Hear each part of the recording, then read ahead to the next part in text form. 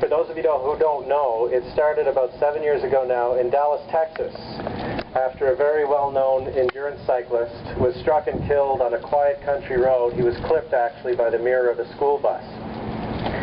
After that, his friends and his family got together in a show of support and spread the word, and that was the first ever Ride of Silence. Hundreds and hundreds of people turned out, and it was more than just moral support for his family and for his memory. It was also support for the issue of safe cycling and awareness of the dangers that cyclists put themselves in every day to exercise their hobby and also practice their forms of transportation, and for some cyclists for a way to make a living. So after that, it grew and it grew till this year in 2010 there are actually 300 communities around the planet in 18 different countries who are holding a Ride of Silence today. They're not all happening at exactly this time because, of course, of differences in time zones, but basically you're members of a fraternity, if you will, or a sorority. It's a family of cyclists in 18 countries all over the planet who are doing what you're doing today. So you're part of a larger community than just the people who have come out here tonight.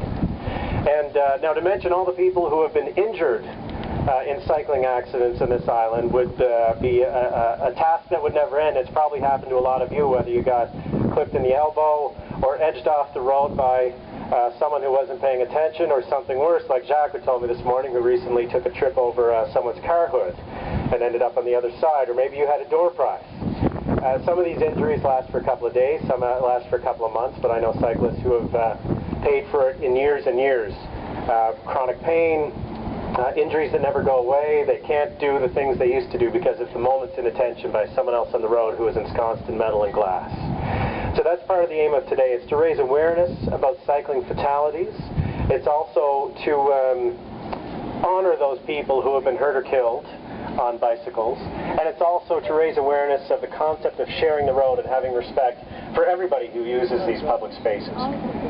Now, although I can't mention everybody who was injured in Cape Breton, there have been in Nova Scotia some recent high-profile deaths on bicycles in the last couple of years. And Velo Cape Breton wanted me to make special mention of them. And one is someone who died on December 12th in 2006. He was a very well-known sailor and boat builder, and he actually sailed single-handed through the Northwest Passage and was named Nova Scotia's Sailor of the Year for that feat. He was a very popular guy and quite an adventurer.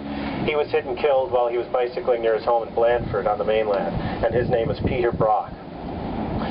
Velo Cape Breton also wanted me to mention a young man named Joshua Penny, and you probably remember Joshua Penny. Joshua was, of course, 6 years old. He was riding his bike in his neighborhood on the street in Florence.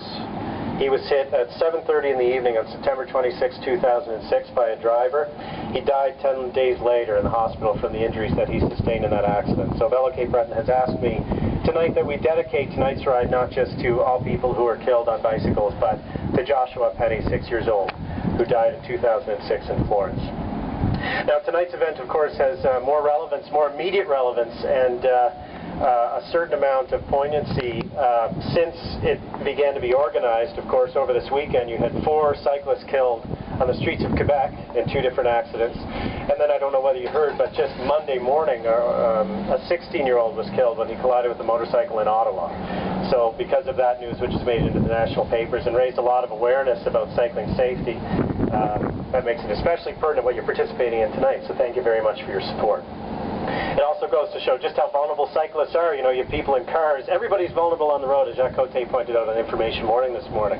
You take your life in your hands to a certain extent, no matter when you enter a road. But if you're in a vehicle, you're ensconced in glass and metal, and you're going at high speeds, and you have a seatbelt on. If you're on a bicycle, you're open, and it's amazing how much trust you have to put in other people when you're riding on a bicycle, especially on a city street or on a highway.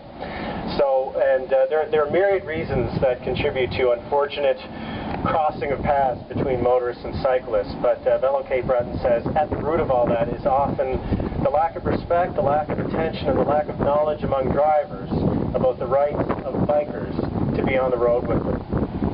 So if you're a cyclist, don't forget to obey the law, to be aware of safe cycling practices, and always do something predictable when you're on the road. And of course, if you're a motorist, be aware that it is the right of that cyclist to use that road just like you are.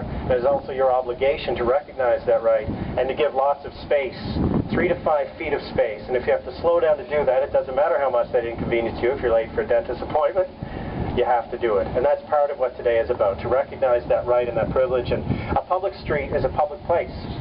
These are the arteries that connect us to our homes, to our churches, to our shops, to the places where we go to have fun. And the communities that have streets where everybody shares those rights, where the rights of pedestrians and motorists and cyclists are all respected and honored, and where no one has to worry about not making it home, these are communities that are safe and attractive and healthy and welcoming. So thank you all very much for coming out tonight. We're going to get started very shortly. I wanted to let you know what the route is. You're going to go out onto Grand Lake Road and turn right. You're going to head to